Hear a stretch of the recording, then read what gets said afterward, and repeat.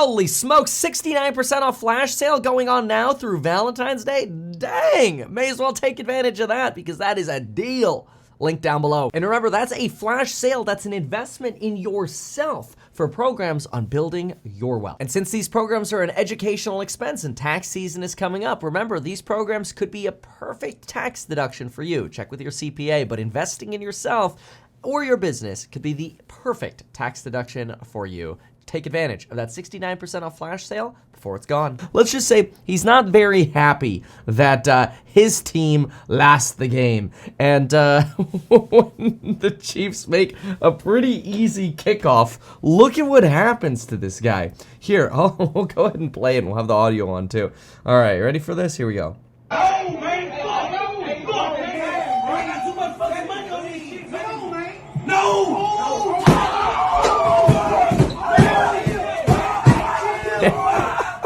Destroys the TV. It's almost like he's gonna start attacking people. So anyway, it just destroys the TV completely off the wall. This is pretty. Let's just say he's very passionate. But then again, you know, he had somebody rooting for, his team that generally you bet against. Hate to say that, but we did find out that, yes, one of the biggest fans near Philly happens to be Jim Cramer. So, of course, we had to, in the honor of it, had to mention Inverse Kramer is back again. And so when Kramer went to the World Series, well, let's just say Philly lost, and now the Eagles have lost. And Jim Cramer's on that side as well. So maybe that individual needs to talk to Jim Cramer about what's going on here. But anyway, one of the most entertaining ads that I thought, if you haven't seen it yet, and I'd love to touch on it briefly, was, and we didn't even realize it was a car ad at first because we missed the early part of it, the first 5 seconds or so of it. But I have to say, the premature electrification ad was absolutely fire. That would be this ad right here. If you haven't seen it, I'll give it a quick play because it's just worth mentioning and bringing up. They did a great job. Listen in. Are you excited about buying an electric vehicle but worried that it could leave you unsatisfied? Then you could be one of many Americans concerned about premature electrification. Symptoms may include fearing you might not be able to last as long as you'd like. There was plenty of charge before, and sometimes it goes away. A lot of times. I've been working a lot. Being unsure if you'll have enough power to handle your payload. So I'm going to pause quickly for a moment. Keep in mind, the brilliance of this Dodge Ram ad is that you literally have people who consider electric vehicles when they want to go buy a new car. But what happens is they're worried about the whole range anxiety aspect because we have gas stations all over America. And even though we've got great Tesla supercharging networks, a lot of electric vehicle companies don't have great supercharger networks. For example, Lucid uses the Electrify America supercharger network, and so you have this commercial that's playing this double innuendo. It almost makes it seem like it's an ED ad, an erectile dysfunction ad.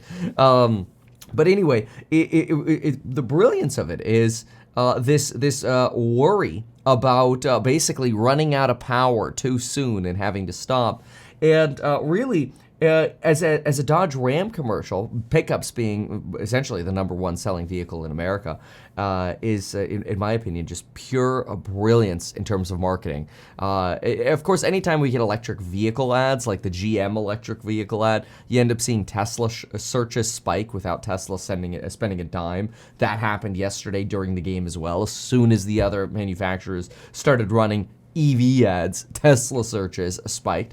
Tesla actually adjusted their prices just minutes before the game, which I thought that was quite interesting. But we'll talk about that later. But let's keep going with the ad for a moment.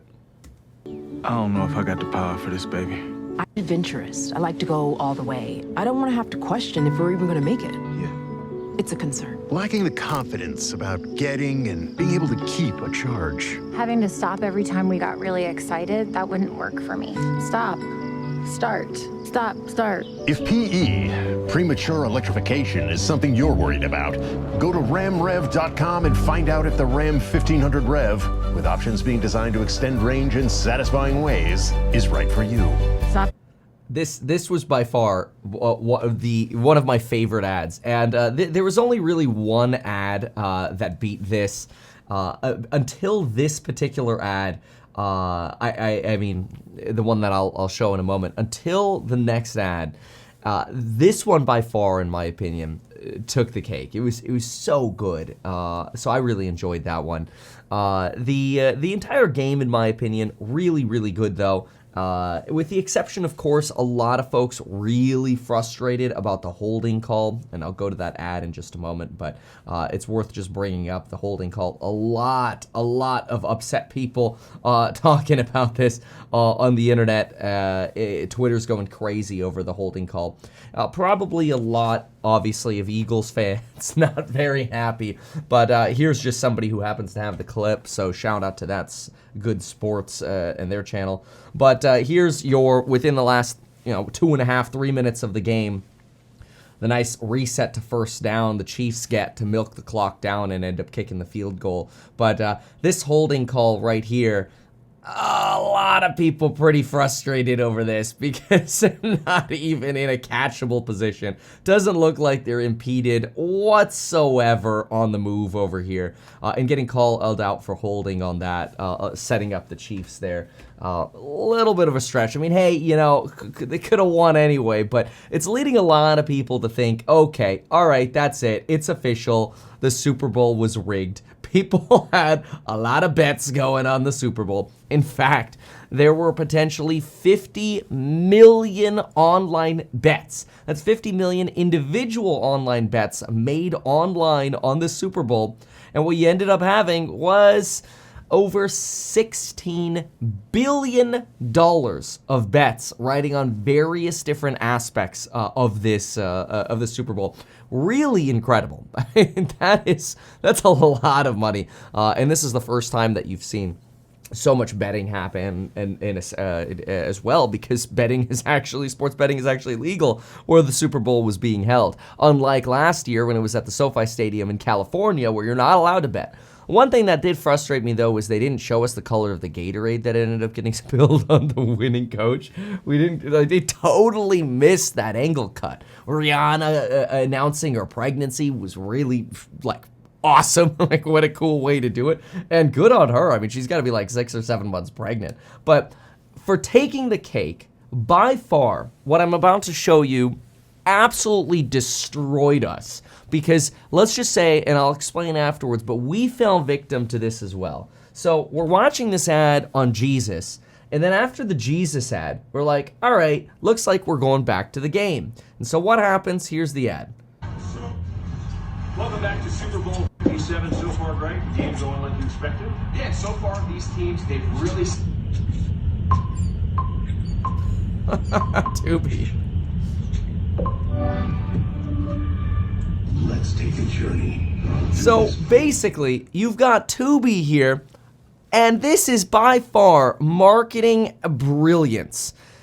The game supposedly comes back with 2 sports commenters talking about, oh, game, is it going as expected? Not saying anything particularly about the game, but they set it all up to make it look like we were back at the Super Bowl and that the commercials were over.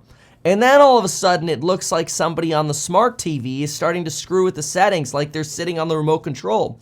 As soon as the little thing came up, all of us started looking at each other and we're like, what? Who's sitting on the remote? Get off.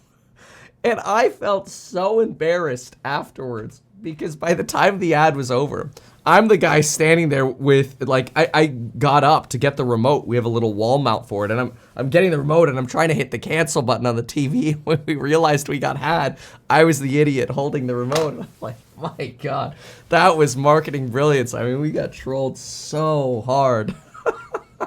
That was by far the greatest. That took the cake from premature electrification. My gosh, that was for sure a win right there. So Super Bowl, that was pretty intense, and really enjoyed that. That was also a very good game. I enjoyed it. I mean, I know you've got some of the the ref calls are going to come up as frustrating. I mean, I don't know. I feel like being a ref is probably the most thankless job there is. You don't really get any of the glory. You're kind of only hated when you make a call. It's like you're better off just sort of disappearing into non-existence. Now, I didn't have a hat in this ring in terms of who would win or whom I was betting on. I didn't make any bets on the game, although we'll be doing a big trading challenge starting this week, probably with CPI, with our team, and then, of course, posting those trades with the course members. One of the things that we're actually thinking about doing, and this one's more for the lulz, but what we might do is, anytime Jim Cramer says something, we might try to figure, okay, what's best positioned from like a volatility point of view to potentially volatility trade, the opposite of some of the Cramer trades. He should double down on that. Like he should own that because he gets so much attention for people inverse trading him. It's pretty incredible. So, but yeah, and I mean, look, Super Bowl, absolutely awesome. Elon Musk was there with Rupert Murdoch, founder of Fox News and News Corp, and his wife. You did have one anti-Tesla ad, but apparently the guy didn't have enough money to actually air the anti-Tesla full self-driving ad in every state. Not even in like the Los Angeles area. We didn't see it. We're all like, we were all waiting for the anti-Tesla ad. we never got served the anti-Tesla ad. So I guess the anti-Tesla guy, he is able to say, oh yeah, we were an advertiser in the Super Bowl, but in like select markets. Stupid. Probably doesn't want to invest in California ads because people like Teslas out here. But otherwise, look, I hope you had a great time at the Super Bowl if you watched it. That was fun. It was very entertaining, very engaging. So do I think it's rigged? Oh man, I don't want to upset half of the people involved in the Super Bowl, but I don't think it was the best call. Rigged, #rigged is literally trending on Twitter right now. Do I think that was prematurely rigged? Probably not. Is it possible? Sure, maybe. But what's fascinating, or what I think should come out of it, is this potential for maybe some like transparent voting on these sort of calls, right? Where basically maybe you have a council of, I don't know, some sort of statistically significant number of refs. And maybe they do this, but it's not super transparent to us, right? We just get the call out of the box. Oh, okay, yeah, it's that way or that way, right? Maybe what they need to come up with is some form of transparent board of people who review it. And maybe it's like, let's just say a 21-person board or something like that, or 12-person board, whatever. And you could actually see how each individual person voted. That goes into making that call, because then that way, if it comes, you come to find out that maybe one of the people on that board that voted one way was actually making bets on the game that would benefit from that call, we'd be able to smoke that out, right? That's probably where in the future things need to go. We're big fans, obviously, here on the channel of transparency, and I think most of you in finance are big fans of transparency. In fact, there was this Bloomberg piece this morning talking about basically insider trading now happening not through individual stocks of companies, but through basically ETFs that have a lot of exposure to certain stocks. So basically what could happen is you might have the SEC watching and this relates to the Super Bowl, but you might have the SEC, the Security and Exchange Commission, watching insiders to see if they're buying and selling, let's say, Tesla stock right before earnings. And then if they're not if they're doing that, they might be subject to insider trading investigations. But if they're doing it through an ETF, maybe those disclosures aren't necessary because they're not actually buying or selling any kind of Tesla shares. So they could just go YOLO call options on an ETF, let's say, that has a lot of exposure to Tesla before earnings and really play earnings with insider information. The Bloomberg piece talked about there potentially being a weird set of about $200 million of moves per year in ETFs before mergers and acquisitions and earnings, especially in healthcare and tech. Interesting. But see, that is the kind of, frustrating thing about untransparent markets, right? People are like, we don't like shadow markets. We don't like to feel like people are making bets without being able to know that they could be making insider moves, right? I think the same sort of reason is why we have very transparent insider stock sales and buys at companies, and those are required. And I think that's probably the same reason why you probably ultimately want to end up having that happen with the with sort of sports and ref calls as well. I think that transparency would be good. I'm a big fan of that, but who knows? You know, again, on one side you're gonna have people going, "Hey, look, who cares? The Chiefs would have won anyway," right? And on the other side, I think people who just lost a lot of money are, man, it's rigged. So there's obviously gonna be a massive bias on each side, but who knows? But that's my take on the Super Bowl. I really enjoyed it. I hope you did as well. It was great. So anyway, all right. So moving on, we've got a lot to talk about. I think next we ought to talk a little bit about Tesla, and then after we talk a little bit about Tesla, we'll talk a little bit about the market, and we've got a lot of catalysts actually coming up as well. Actually, you know what? We should do catalysts first. I think a lot of you folks are curious about the catalysts coming up. Join Congress. Insider rules don't apply. Ouch. Only one bad call. That's pretty good for the NFL. People are calling out 2 holding calls from the NFL during the last game. And there were 2 where it was kind of like, come on, man, that was holding. But, whatever.